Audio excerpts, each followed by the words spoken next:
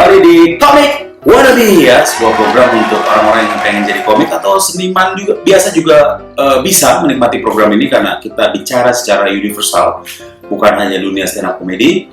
Dan ini adalah episode ketiga, jadi para komik-komik sudah tahu di episode 1 dan 2 gue nggak terlalu banyak ngomong teknis. Hari ini juga gue akan ngomong teknis.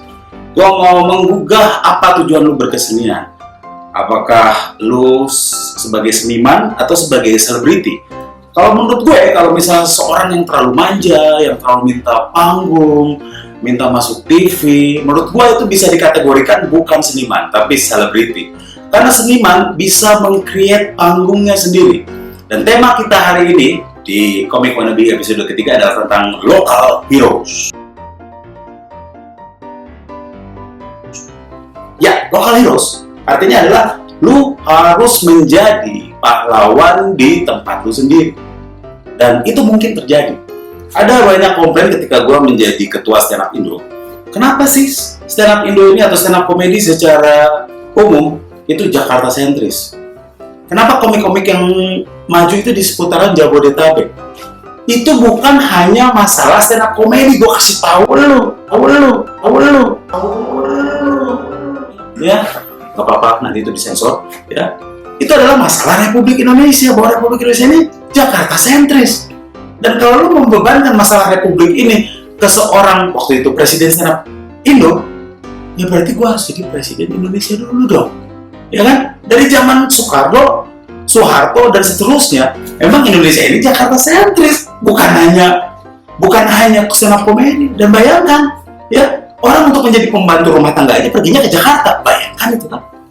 Nah, jadi ini masalah kita. Tapi ternyata kita jangan terlalu manja lah. Ternyata ada kesenian-kesenian lain yang sering kita lecehkan. Contohnya dangdut. Kan banyak tuh materi-materi komik tentang dangdut tuh.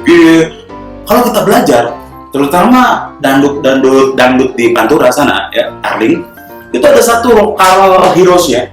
Itu namanya Asrolani. Nah, ini fotonya. Asrolani. Men, itu adalah ratunya dangdut di daerah Cirebon, Indramayu ya, RCTI ya. Rombongan Cirebon, Tegal, Indramayu. Ya, itu dia adalah jadwalnya di situ.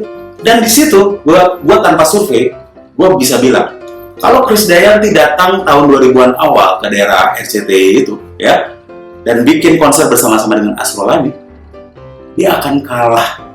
Konser Krisdayanti akan sepi.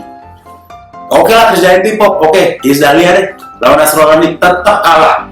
Karena di situ lokal hero-nya adalah si Asrolani. Kenapa komik-komik ini tidak bisa semandiri itu sih? Ya kan? Jadi intinya adalah kita masih menjadi seorang selebriti. Dan seorang selebriti itu nggak akan maju, men. Seorang selebriti itu akan terus disuapi oleh media. Dan suatu saat lu nggak laku, lu ditendang. Ya? Dan masa tua lu bisa saja terlibat kayak gitu. Dan akhirnya lu nggak punya duit dan jatuh miskin. Dan mati dalam keadaan miskin. Gue nggak ingin teman-teman seperjuangan gue seperti itu. Artinya, kalau lu nggak bisa punya panggung, ciptakan panggung lu sendiri. Kalau lu nggak bisa pergi ke Jakarta, lu bisa kuasai lokal lu, seperti Asrolani, ya kan? Atau yang sekarang itu namanya Dewi Kirana. Jadi mereka tuh selalu melakukan yang namanya regenerasi, mungkin regenerasi tidak secara langsung, tapi ada regenerasi di sana. Dan di level yang lebih bawah, ya.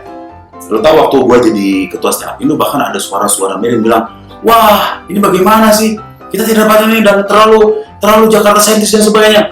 Waduh, come on man, lu nggak belajar dari yang namanya dangdut gerobak. Lu tahu di Jakarta bahkan ada yang namanya dangdut gerobak. Dia tidak punya panggung, dia tidak mengeluh, dan dia keliling kampung untuk menghibur masyarakat. Itulah seniman yang asli, bukan lu semua yang manja. Ngerti nggak? Hah? Panggungnya? Hah?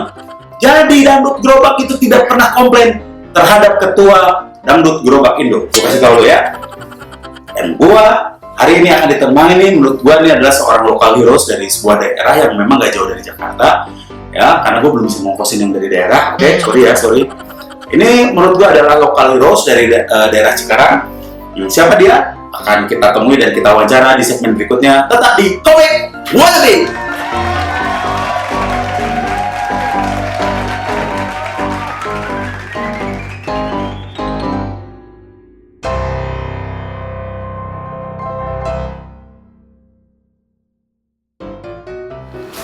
kembali lagi ya. Tadi belum ada pesan-pesan, nggak apa-apa ya. Ini mancing udah 2 episode nggak masuk, oke nggak apa-apa ya.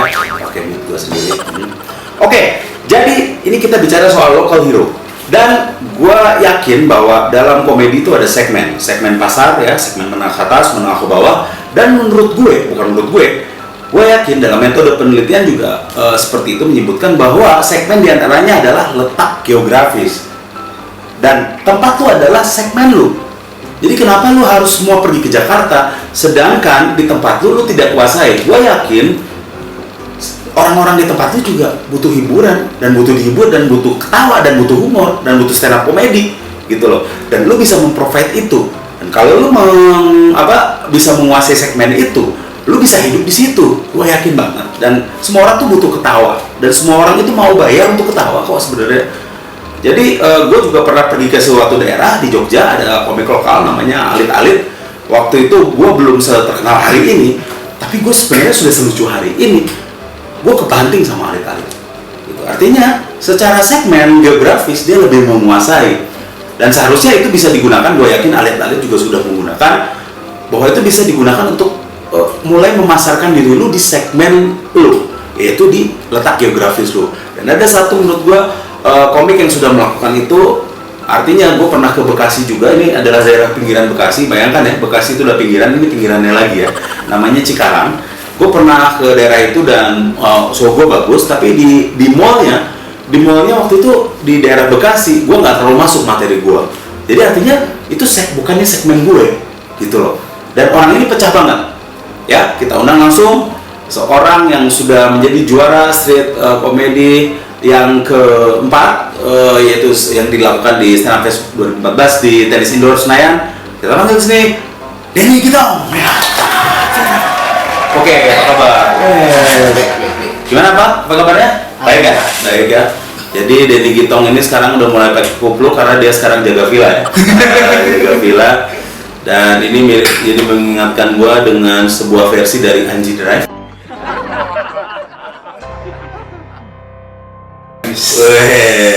Sorry Anji, bukan gua menyamakan lu dengan dia, tapi dia bersamain sama lu.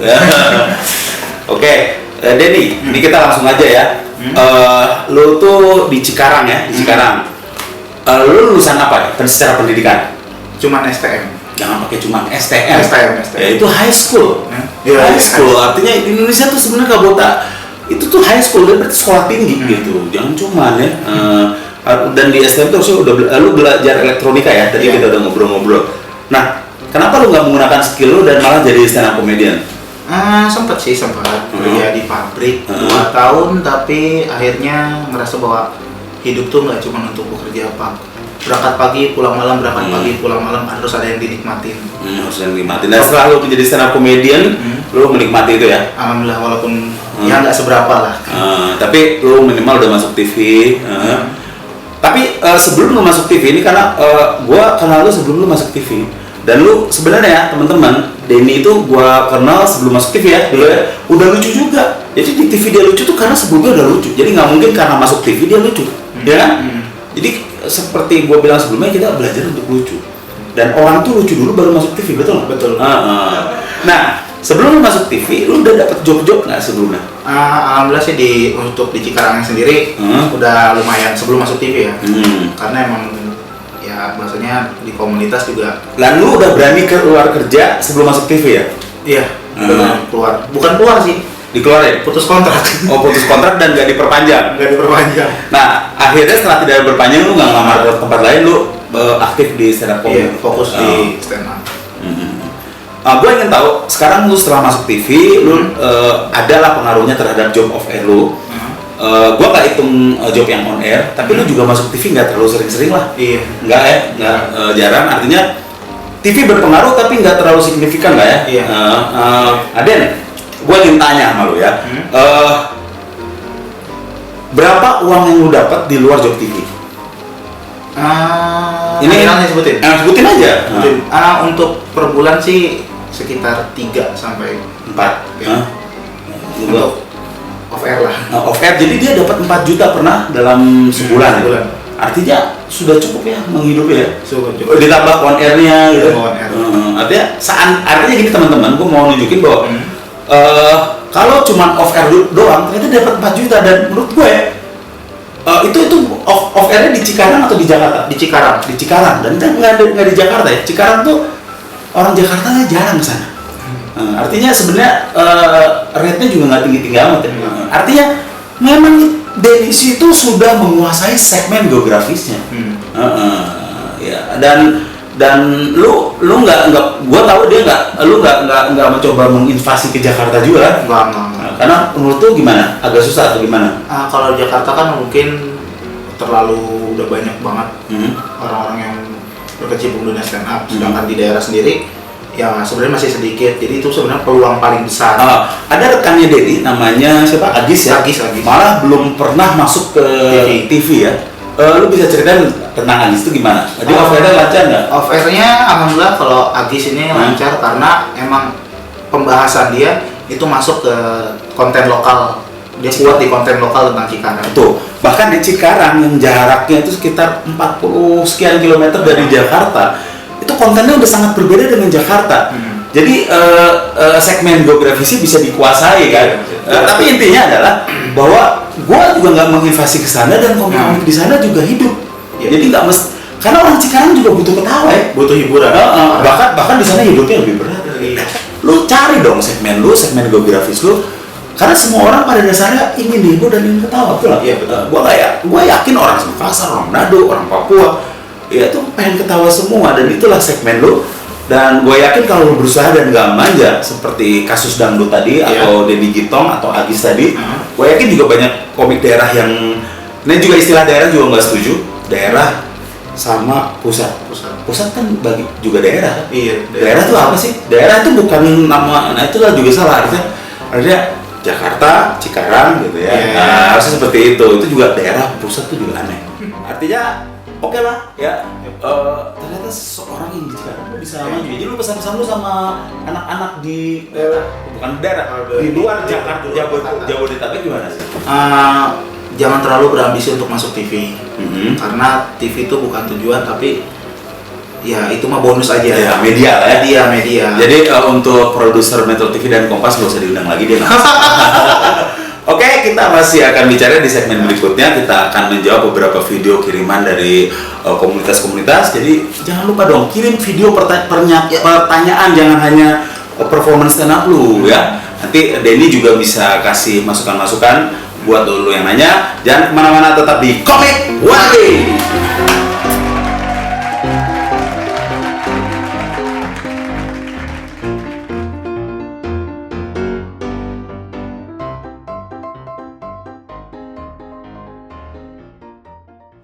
Halo Om Sam, gue Dalinta dari Bekasi.